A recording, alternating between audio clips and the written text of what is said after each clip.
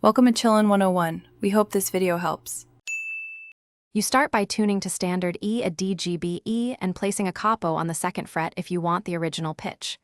Learn the core shapes, M, G, D, C, these form the song.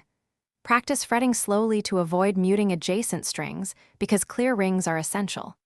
Once done, strum each chord 4 beats and listen for buzzing. Make tiny finger adjustments so all notes sound. This first step gets your hands and ears aligned for the fingerstyle pattern next. You now focus on the fingerstyle pattern that defines Mockingbird. Use your thumb on bass strings, E, A, D, and index middle ring on treble. Try a T2-3-2 pattern per beat to start. Count out loud, 1 and 2 end, so your right hand locks to a steady pulse. Make chord changes slowly at first, set a metronome to 60 to 80 beats per minute, and prioritize clean transitions because timing matters more than speed. Once smooth, increase tempo gradually, and keep dynamics soft to mimic the original tone.